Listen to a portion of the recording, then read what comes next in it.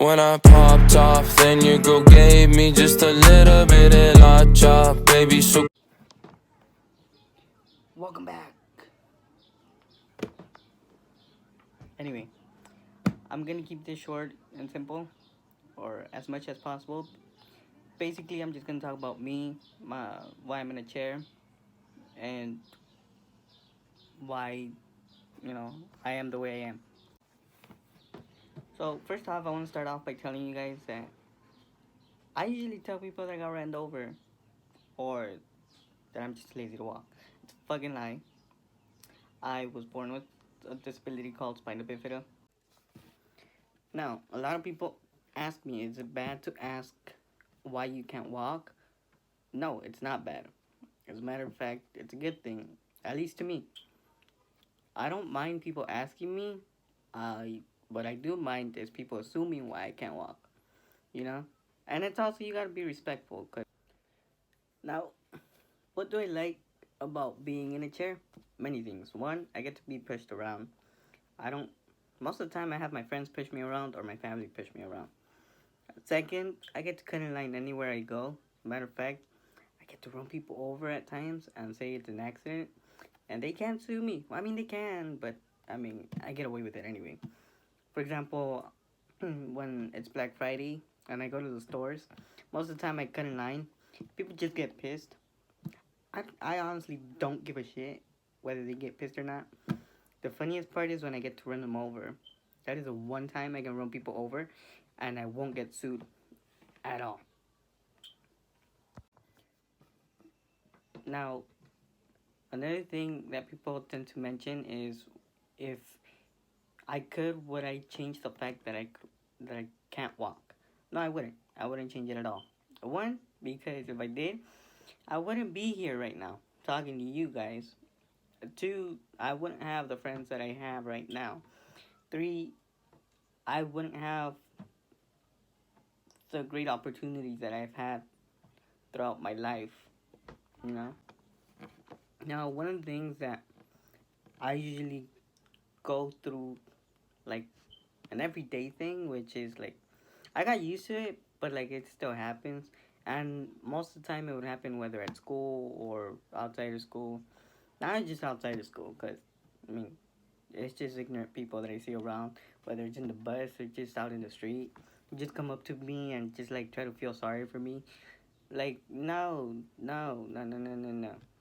Um, One thing that pissed me off the most was when I was with a friend, and I was just minding my own business with my friend, and we were by the bus stop, and there was this guy who was like felt bad for me, and all of a sudden he just gets on his knees and starts praying for me. I thought that was pretty fucked up, disrespectful, and I was about to run his ass over. Now, how did I deal with people that are that ignorant? Well, it took me a while. In the beginning, I would get really pissed off, and at times I would cry. But one of the things that my mom told me was that I can't make people stop saying what they had to say about me, or I can't stop from people saying what they think, or even if it was rude, I couldn't stop them from saying what they had to say, even if it sounded really fucking stupid. But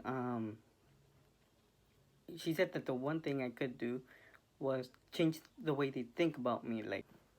Like I can't stop someone from being mean. I can't stop someone from making rude comments. I can't stop them from saying anything ignorant, but I can make them realize what kind of person I am. I can show them that I can do better than, or try to do better than a lot of people.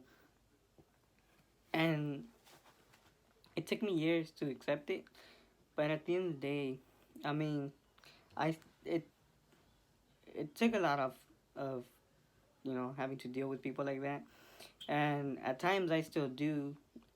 There was this incident a couple months ago where I was at this inside the bus, and I came from school, and I was on my way home, and there was this lady who wouldn't like let me be in the assigned seat that I go on when on the bus, and the bus driver was telling her, "Oh, the kid in the wheelchair needs a seat. Do you think you can move?"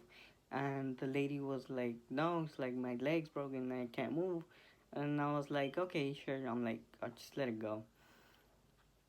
And then, like literally 5 seconds later, right when the bus driver was about to leave, the lady was like, "Oh my God, okay, I'll move."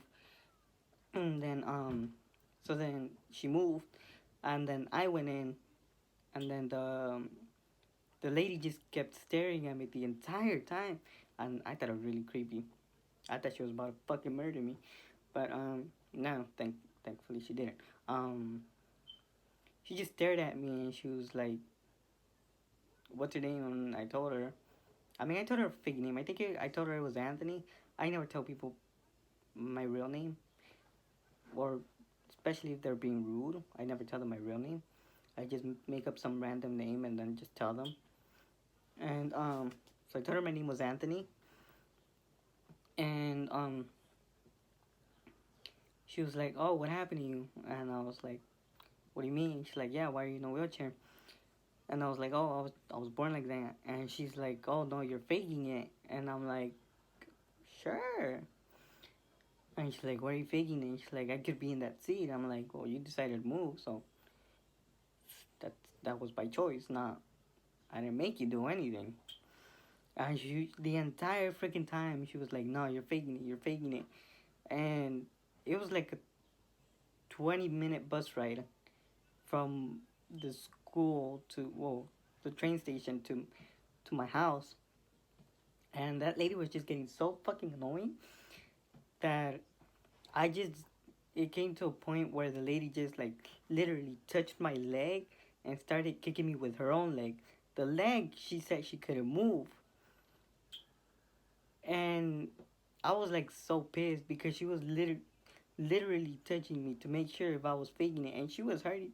She was kicking me to make sure if I felt it, and I got so pissed. I literally just got off the bus. I told the bus driver, "I'm not gonna deal with her." And then she's like, "No, I can let her go." And she's like, "I'll tell her to leave." And I'm like, "No, it's okay." I'm like, "My house is nearby anyway." So yeah, that is one of the few things that those were one of the few moments that pissed me off, because people just assume and don't realize what others have to go through, and then the embarrassment I had to deal with of the lady being rude as fuck in front of other people inside that bus as well. And the thing is, don't get me wrong, I don't care if people defend me or not. I can give two shits. If no one wants to help me, that's fine. I don't care. At the end of the day, hopefully the lady realized that what she did was wrong. The point here is that what I want people to realize is that I didn't choose to be in the situation that I am. My parents didn't choose to be in the situation that they are, that we're in. My sisters didn't choose the situation either. Like basically, me and my family didn't choose to be in the situation that we are right now, or we were, um, and the way that I was born. Because at the end of the day, those people don't know my story. They don't know what I've gone through. They don't know through the 17 surgeries that I've had. No, wait, not 18. My bad. 18 surgeries I've had. They don't know the times my parents had to stay at the hospital. Um, when I had surgery, so did my sister. Um, had to stay there too. They don't know any of that, and they don't know the sacrifices that my family made to be able to come here, and then people just come and right in front of my face, in front of my family, talking shit. You know, like no one chooses to be in the situation that they're put in, and at the end of the day, those type of situations, I feel is like what made me the person that I am today. Um, And the fact that my mom, well, my parents and my older sister helped me get through all that. Now, through all that, they were like, since you can't change people say about you, try to look at the positive. And that's one of the many reasons why when I hang out with friends and they're like, oh, this happened, I try to help them and find the positive in things, because my parents and my family always taught me to like not look at the negatives. I always try to find the positives in the negatives, and that's true. There's always gonna be some positive in the negatives. And one of the things that helped me get through that was basically comedy, I guess. And I try to make my situation a funny situation, which is why I make a lot of jokes about myself. But I'm gonna be honest with you guys, not a lot of people like my sense of humor, and that's fine. I don't expect anyone to like my sense of humor, because not everyone's gonna feel comfortable with the way I joke around. A lot of people still don't, and I'm okay with that. And eventually they're okay with it. And like I said before, I try to make I joke around about the situation to try to look at the positive of everything. And a lot of people were like, "Isn't that bad?" No, it's not bad.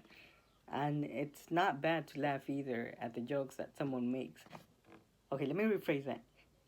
Well, yeah, it's not bad if the person who is in that situation makes the jokes. Like, for example, there's a lot of comedians who like make bad situations into jokes, and a lot of people still laugh. They could be like the worst. They could be in the worst situation ever, and they could turn it into a joke, and a lot of people will still laugh. Why? Because he turns it funny. And so is the same thing with my humor. Like, I try to turn my experiences, my life basically, into something funny, and turn it into something positive instead of having to look at all the negative. Because let's be honest, if I lived every day in fear of being made fun of and not like try to look at the positive in things, or like be all negative about my entire fucking situation, I would never leave my fucking house. I would never have friends because I would always be in the house. But no, that's one of the many reasons why I appreciate my family, why I appreciate the friends that I have. Because at the end of the day, I don't really give a damn about what people have to say, whether they like my jokes or not about myself. And that's my way of coping with with my situation. Because if I didn't, I could 100% tell you I would be depressed as fuck. Well, I want to say thank you guys for listening. I hope you like, subscribe, and share as much as possible. And throughout this quarantine, I'm gonna try to, share some of my stories about my life, whether they're funny or not. Why you jacking static till we roll off? I got all these bitches.